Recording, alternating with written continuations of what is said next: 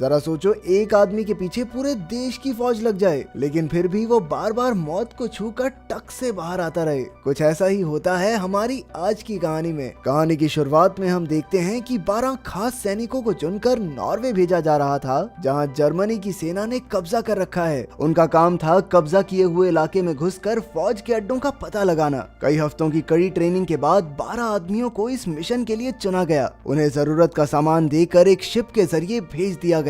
German सैनिकों ने उन्हें दूर से ही पहचान लिया और उनके जहाज को तबाह कर दिया। उन्होंने 11 फौजियों को तो बंदी बना लिया, लेकिन एक आदमी जान बालश्रुड छिपने में कामयाब रहा। कुछ ही देर में जब वो भागा तो सैनिकों ने उसे देख लिया। उन्होंने उस पर काफी गोलियां बरसाई, जिनमें से एक जान के पैर में लग गई। उसके बहते खून का पीछा करके जर्मन उसे ढूंढने लगे, लेकिन जान जैसे तैसे उनकी नजर से बच निकला। कई घंटे लगातार दौड़ने के बाद वो रात को एक तालाब किनारे पहुंचा। कड़ाके की ठंड पड़ रही थी और वो जानता था कि अगर जल्द ही उसे कोई ठिकाना नहीं मिला तो ठंड की वजह से वो मारा जाएगा। लेकिन सैनिकों से बचने के लिए वो बर्फीले पानी में घुस गया और तैरने लगा। कुछ ही पलों में सैनिक अपनी बंदूकें और टॉर्च लेकर उसे ढूंढने लगे। उन्होंने पूरा इलाका छान मारा, लेकिन उन्हें कोई भगौड़ा नहीं मिला। आखिरकार जनरल ने हिसाब लगाया कि जान जरूर बर्फीले तालाब में मर गया होगा और अपने सैनिकों के साथ वापस लौट आया। बाद में एक बहुत बड़ा नाज़ी अफसर कर्ट स्टेज उन 12 कैदियों से पूछताछ करने आया। जब उसे वहाँ सिर्फ 11 ही कैदी मिले तो उसने 12वें कैदी के बारे में पूछा।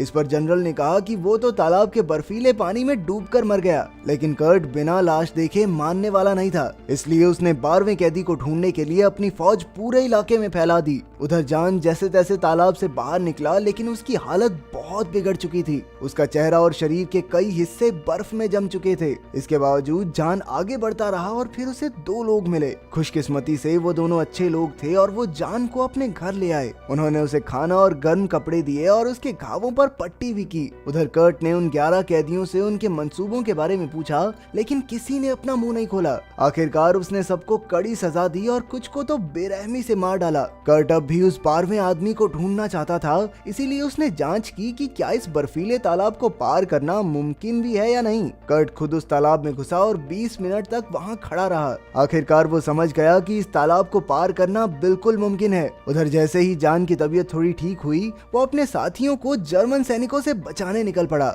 एक भले आदमी ने उसे तालाब पार करवाया और जान भटकता हुआ एक बूढ़ी औरत के घर तक आ गया। जल्द ही वो दोनों अच्छे दोस्त बन गए। उस बूढ़ी औरत ने उसके पैर पर पट्टी की और एक आदमी का पता दिया जो उसकी मदद कर सकता है। कुछ देर बाद जान वहाँ से निकल आया। अब वो एक ऐसी जगह पहुंच गया था जहां दूर दूर तक बर्फ के अलावा और कुछ भी नहीं था, लेकिन वो फिर भी अपने दोस्तों को बचाने के लिए चलता रहा। आखिरकार शाम को वो उस पते तक पहुंच गया। वहाँ एक जवान दंपति जोड़ा अपनी बेटी के साथ रहता था। जान ने उन्हें अपनी कहानी बताई और उन्होंने उसे रहने के लिए जगह और खाने को अच्छा खाना दिया। फिर एक दिन जान को एक बहुत बुरी खबर मिली। उस औरत की एक दोस्त एक हॉस्पिटल में नर्स है जहाँ जान के साथियों को रखा गया था। उन बेचारों के साथ इतना बुरा बर्ताव हुआ था कि कुछ तो पागल हो गए और कुछ मर गए। अपने दोस्तों की इतनी बुरी हालत देखकर जान अंदर से टूट गया। वो एक भारी मन से समझ गया कि वो अब अपने दोस्तों को बचाने के लिए कुछ नहीं कर सकता।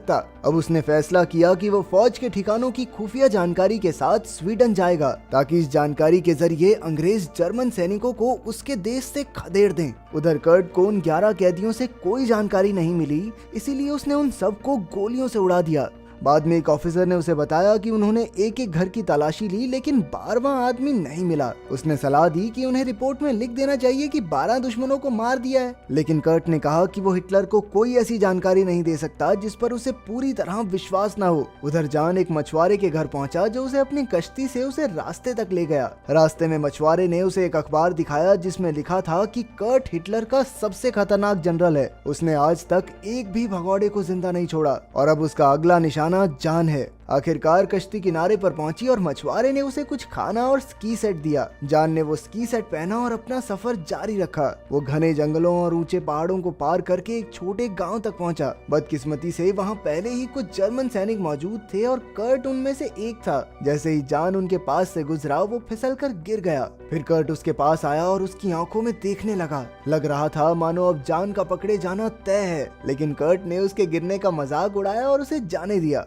लेकिन कुछ मिनटों बाद ही कर्ट के दिमाग में ख्याल आया कि कहीं ये वो 12वां आदमी तो नहीं। उसने बिना समय गवाए फौज की एक और टुकड़ी को वहां बुला लिया। कुछ ही देर में एक हवाई जहाज ने जान को ढूंढ निकाला। हवा से काफी गोलियां बरसाई गई लेकिन एक भी जान को नहीं लगी। उसी वक्त एक भयानक बर्फीला तूफान आ गया और जान बर्फ में दब गया। जब थोड़ी देर तक हवाई जहाज को भी कुछ नहीं दिखा तो वो भी वहां से निकल लिया। कई घंटों बाद जान बर्फ से बाहर निकला। उसकी हालत बद से बदतर हो चुकी थी। हड्डियां कपा देने वाली बर्फ की वजह से उसके नाखून टूटकर गिर गए थे और उसकी आंखें तक जम गई थी। इस सब के बावजूद जान जैसे तैसे खड़ा हुआ। उसका शरीर बेशक मौत के करीब था लेकिन जिंदा रहने का जज्बा उससे कहीं ज्यादा था। वो धीरे धीरे रेंगते हुए आगे बढ़ता रहा। उधर कर्ट को बर्फीले तूफान की खबर मिली लेकिन उसे यकीन था कि जान अभी भी जिंदा है, इसलिए उसने वहाँ कुछ फौजी भेजे। जान तो वहाँ से निकल चुका था लेकिन उसकी चीजें पीछे छूट गई थी। फौजियों को उसके कपड़े, एक नक्शा और उसका स्की सेट मिला। जब कर्ट को इसकी खबर मिली तो उसने पूरे इलाके को छान मारने के ऑर्डर्स दिए। उन्होंने ऐलान किया कि जो भी जान की मदद करेगा वो अपनी जान से हाथ धो बैठेगा। उधर जान मौत की कगार पर था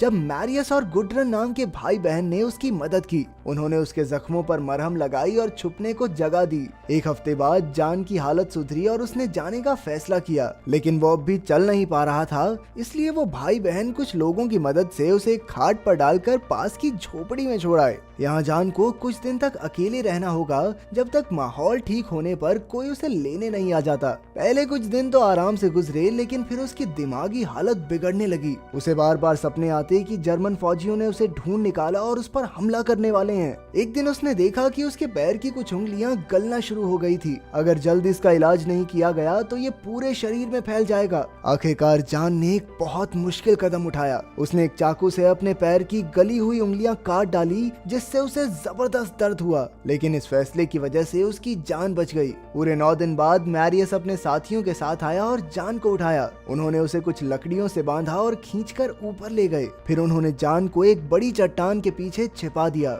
जाने से पहले मैरियस ने उसे वादा किया कि एक आदमी जल्द ही उसे लेने आएगा और सरहद पार करवाकर स्वीडन जाने में उसकी मदद करेगा। लेकिन कई घंटे बीत जाने के बाद भी कोई नहीं आया। कुछ ही देर में रात हो गई और तापमान -20 डिग्री चला गया। जान बुरी तरह से कांपते हुए समझ चुका था कि अब शायद उसका मरना तय है। इसके बाद हम देखते हैं कि मैरियस और गुडरन बात कर रहे थे कि जान ने सही सलामत सरहद पार कर ली होगी या नहीं। तभी एक आदमी डरा हुआ उनके पास आया। दरअसल ये वही आदमी था जो 4 दिन पहले जान को चट्टान के पीछे से उठाकर सरहद पार करवाने वाला था। जब मैरियस ने उससे पूछा कि क्या हुआ तो उस आदमी ने बताया कि उसने तो चट्टान के चारों तरफ देखा लेकिन वहाँ जान था ही नहीं। तब जाकर मैरियस को एहसास हुआ कि असल में वो जान को गलत चट्टान के पीछे छोड़ आए थे। वो तुरंत अपने दोस्त के साथ वहाँ पहुँचा और बर्फ खोदकर जान को बाहर निकाला। जान के शरीर में कोई हलचल नहीं थी लेकिन जल्द ही वो हिलने लगा। इतने दिन खाने और पानी के बिना भी वो बर्फ के नीचे किसी तरह जिंदा था।